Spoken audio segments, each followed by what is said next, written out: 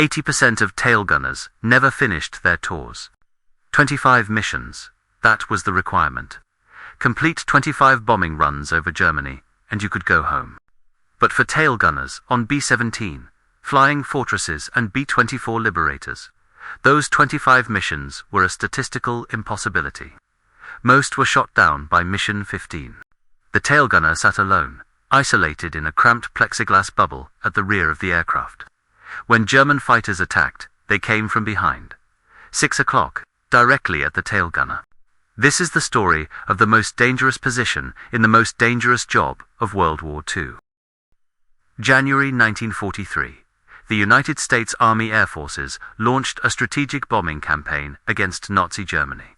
The goal: destroy German industrial capacity and break the will to fight. The plan relied on daylight precision bombing. American doctrine held that formations of heavily armed bombers could defend themselves without fighter escort. The B-17 Flying Fortress carried 13 50 caliber machine guns. The B-24 Liberator carried 10. Each bomber crew consisted of 10 men: pilot, co-pilot, navigator, bombardier, flight engineer, radio operator, and for gunners, waist, ball, turret, nose and tail. The tail gunner position was added late in bomber design. Engineers recognized that German fighters would attack from the rear. The classic fighter tactic, a single 50 caliber machine gun, was mounted in the tail, operated by one man sitting backward in a tiny compartment. The tail gunner flew every mission alone. He could not see his crewmates. He could not move from his position. He sat facing backward, watching for enemy fighters through a small plexiglas window. The temperature at 25,000 feet dropped to 60 degrees below zero. The tail gunner wore heated flight suits, but the system often failed. Frostbite was common. The tail position had no armor behind it, just thin aluminum skin and the gunner's back. When German fighters attacked from behind, their 20mm cannon shells came straight through. The first mission to Germany proved the vulnerability. August 17, 1943. The raid on Regensburg and Schweinfurt. 376 bombers launched. 60 were shot down. 600 men killed or captured. Tail gunners died at twice the rate of other crew positions. The Luftwaffe developed specific tactics to exploit bomber weaknesses. German fighter pilots studied American formations and identified the tail as the most vulnerable point. Major Egon Meyer, a German fighter ace, pioneered the head-on attack in 1943, flying straight at bomber formations from the front. But by late 1943, American bombers had added nose guns. The head-on attack became more dangerous for German fighters. The Luftwaffe returned to the classic rear attack. German pilots called it attacking from 6 o'clock, directly behind the bomber. The tail gunner was the only defense. German fighters used the climbing attack from below and behind.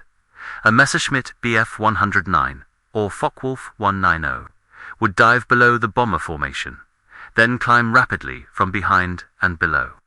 This angle gave the tail gunner only seconds to react. Luftwaffe pilots were trained to aim for the tail gunner first.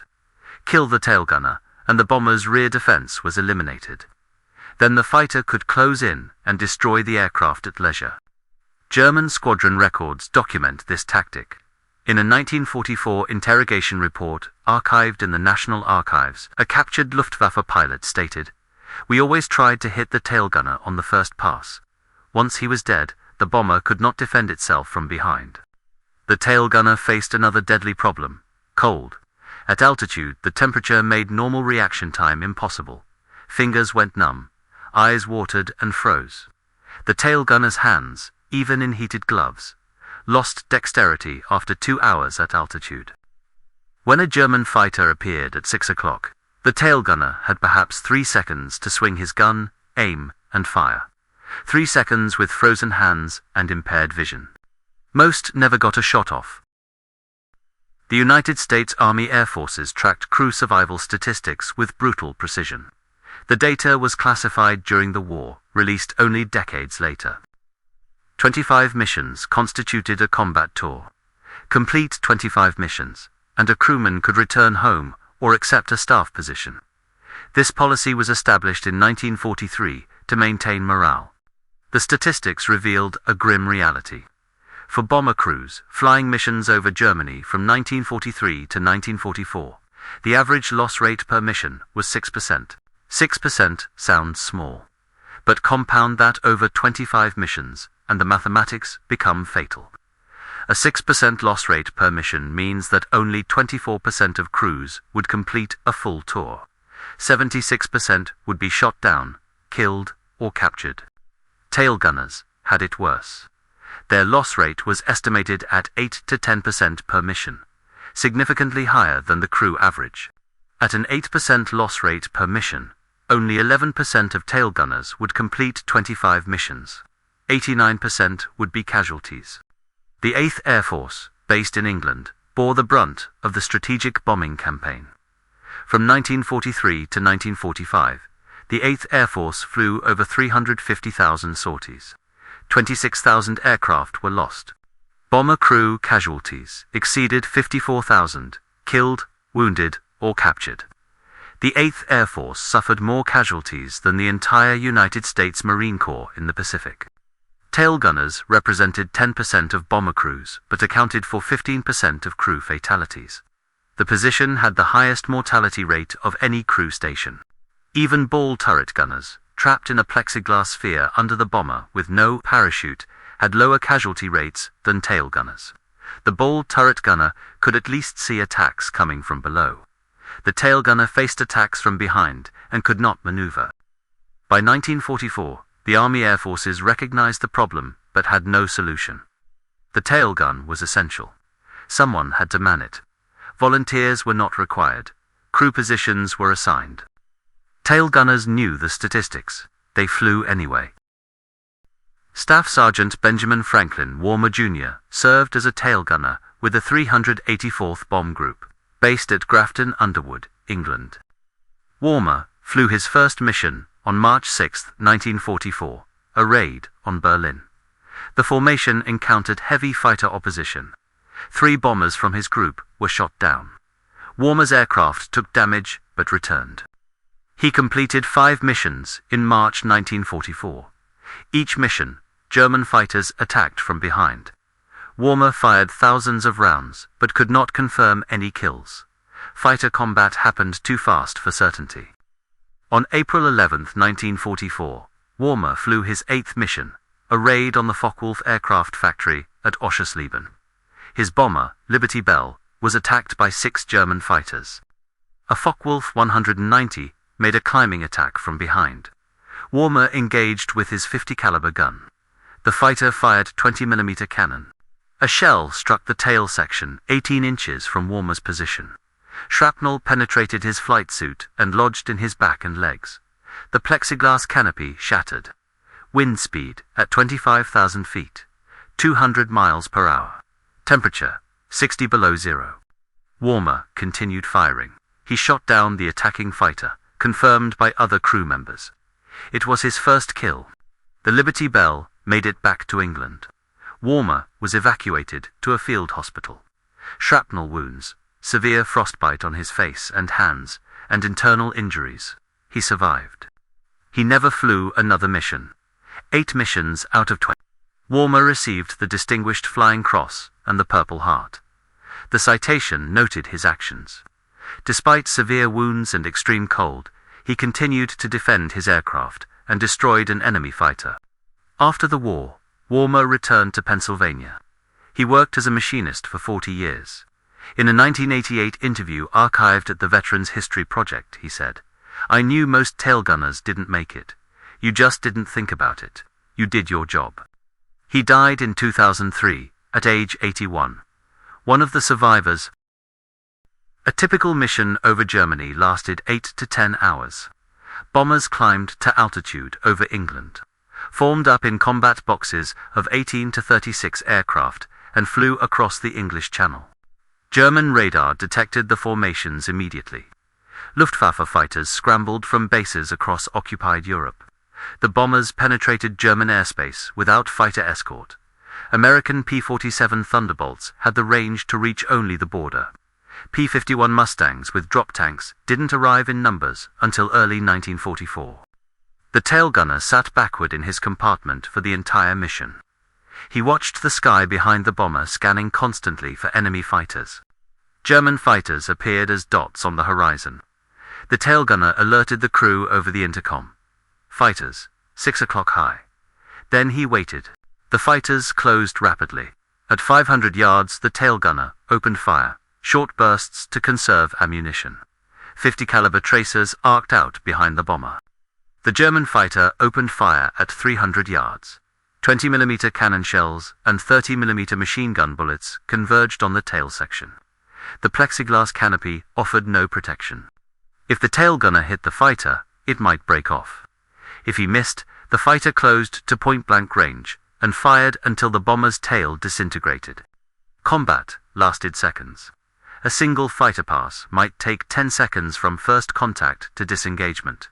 In that time, the tail gunner had to acquire the target, aim, fire, and track the fighter through evasive maneuvers, all while his own aircraft was taking evasive action and being hit by cannon shells. If the bomber was hit and began to go down, the tail gunner had to evacuate through the fuselage, crawling forward while the aircraft spun or dove. Many tail gunners could not reach their parachutes in time. If the tail gunner was wounded, he was alone. The rest of the crew could not reach him during combat. He either treated himself or bled out in the tail compartment. Medical records from bomber groups show that wounded tail gunners had lower survival rates than other crew positions, because aid could not reach them until the aircraft landed or the crew abandoned the aircraft. October 1943 became known as Black Week in 8th Air Force history. A series of deep penetration raids into Germany without fighter escort resulted in catastrophic losses. October 14, 1943, the second raid on Schweinfurt. The target, ball-bearing factories, critical to German war production. 291 B-17s launched. No fighter escort beyond the German border. The mission flew deep into southern Germany, beyond the range of any Allied fighter. Luftwaffe fighters attacked in waves. 300 German fighters intercepted the formation. They focused on bombers at the edge of the formation, where defensive fire was weakest. Tail gunners reported German fighters attacking in trail formation, one after another, from directly behind. The tail gunner would engage the first fighter, and before he could reposition, the second fighter was already firing. 60 bombers were shot down. 600 men killed or captured. Another 17 bombers were damaged beyond repair. Of the bombers shot down, post-mission analysis showed that 42 had taken concentrated fire to the tail section first.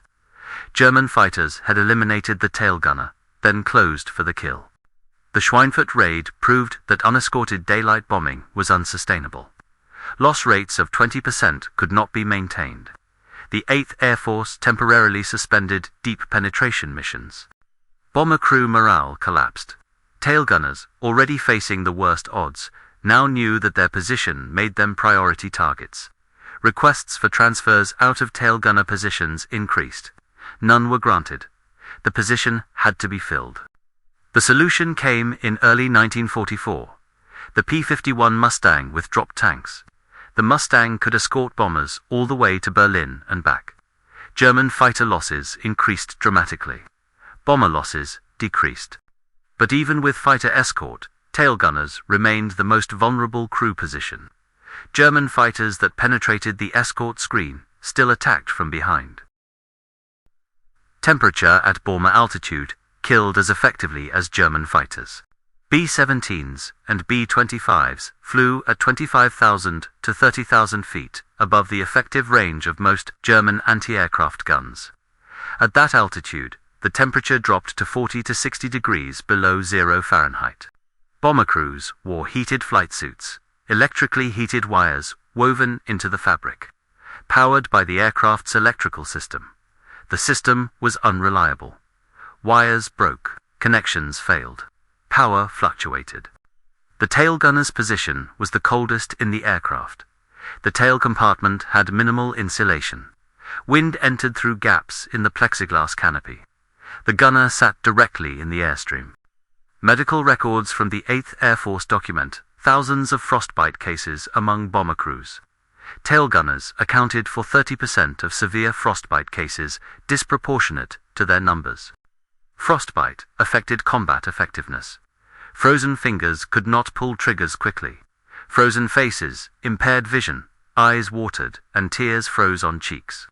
Frozen feet made it impossible to brace against recoil. A 1944 medical study conducted by the Army Air Forces examined frostbite among bomber crews. The study found that tail gunners experienced frostbite at twice the rate of other crew positions. The study recommended improved heating systems for the tail compartment. The recommendation was not implemented. The aircraft could not generate enough electrical power to adequately heat all crew positions. Priorities went to the pilots and bombardier. Tail gunners suffered in silence, or they removed their heated gloves to gain manual dexterity and lost fingers to frostbite. Post-war records show that hundreds of tail gunners were evacuated from combat duty, not because of enemy action, but because of cold injuries, amputated fingers and toes, permanent nerve damage, lung damage from breathing frigid air for hours. The cold was an enemy that never missed. February 1944. P-51 Mustangs with drop tanks began escorting bomber formations deep into Germany. The strategic bombing campaign entered a new phase. Fighter escort changed the mathematics of survival. German fighters could no longer attack bomber formations with impunity. Luftwaffe losses increased. Bomber losses decreased. The 8th Air Force loss rate per mission dropped from 6% to 2%. Still dangerous, but survivable. Tail gunners benefited directly. With American fighters protecting the formation, German fighters had fewer opportunities to make rear attacks. Tail gunner casualties decreased proportionally. By summer 1944, tail gunner loss rates had dropped to 6% per mission, still higher than other positions, but no longer catastrophic. At 6%, roughly 30% of tail gunners could complete a 25-mission tour. The tour requirement was increased to 30 missions in mid-1944, then to 35 missions by 1945. As losses decreased, the Army Air Forces extended the required tour length. But even with fighter escort and improved survival rates, tail gunners remained the most dangerous crew position. They still sat alone. They still faced backward. They still had no armor. German jets appeared in late 1944. The Messerschmitt Me-262, the jet fighter, flew too fast for conventional defensive tactics. Me-262s made high-speed passes from behind, fired, and were gone before tail gunners could react. The Me-262 threat was limited by German fuel shortages and production problems. Only a few hundred saw combat, but tail gunners who encountered them reported that defensive fire was almost useless. The jets were simply too fast. 80% of tail gunners did not complete their tours. What happened to them? Roughly half were killed in action. Shot down over Germany, they died in the aircraft or during parachute descent. German civilians and soldiers sometimes killed Allied airmen who parachuted into German territory. The other half were captured and became prisoners of war. German treatment of Allied airmen was generally consistent with the Geneva Convention. Luftwaffe personnel often treated captured airmen with professional respect. American POWs held in Luftwaffe camps had a survival rate of 99%. 1% died in captivity from wounds, disease, or malnutrition. This contrasted sharply with the 40% death rate in Japanese POW camps. Wounded tail gunners faced the worst outcomes. If a tail gunner was wounded and the aircraft remained flyable, he might survive to receive medical treatment in England. If the aircraft went down, wounded tail gunners rarely survived. They could not evacuate quickly enough. Post-war records compiled by the Army Air Forces identified the final disposition of all bomber crew casualties. Of tail gunners listed as casualties, 52% killed in action, 31% prisoners of war, 17% wounded and evacuated from combat duty. Those 17% were the lucky ones. They survived long enough to be removed from flight status. Many never fully recovered. Amputations, permanent disabilities, psychological trauma. The dead were buried in military cemeteries across Europe or returned to the United States. Many families never received full details about how their son or husband died. The prisoners of war came home in 1945, emaciated, traumatized, but alive. Most resumed civilian lives and rarely spoke about their experiences. The wounded carried their injuries forever. Tail gunners knew the statistics. By late 1943, survival rates were common knowledge among bomber crews. Men talked, they compared notes, they counted missions. Yet, they flew. Why would a man voluntarily sit in the most dangerous position, in the most dangerous job in the war? The answer appears repeatedly in post-war interviews and memoirs. Duty, brotherhood, and the simple fact that someone had to do it. Sergeant Charles Ross, a tail gunner with the 91st Bomb Group, completed 30 missions between 1944 and 1945, one of the survivors. In a 1995 interview, he explained, "You didn't fly for yourself.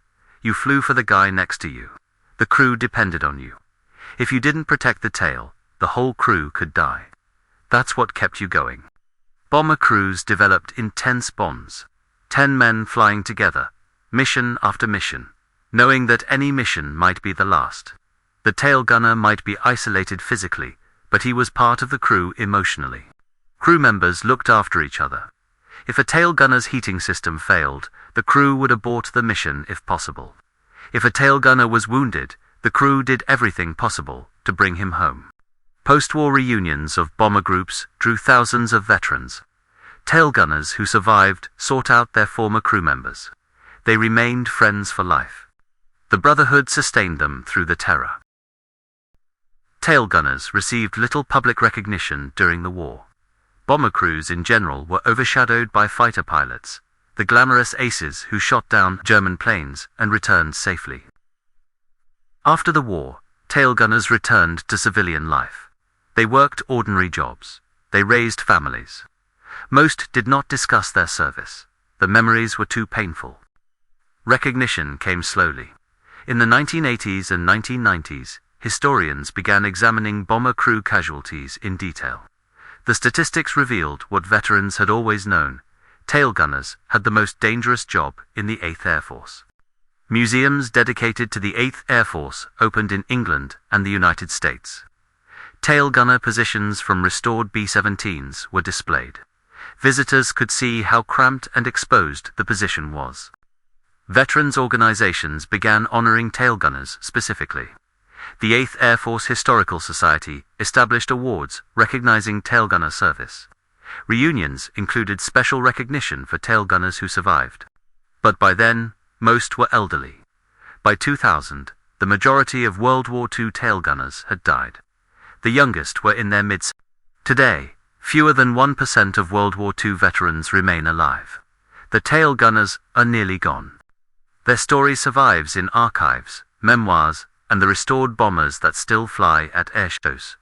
When a restored B-17 flies overhead, and you see the small plexiglas bubble at the tail, remember, a man sat there, alone, facing backward into the guns of the Luftwaffe. 80% never made it home. The 20% who did carried the memory forever.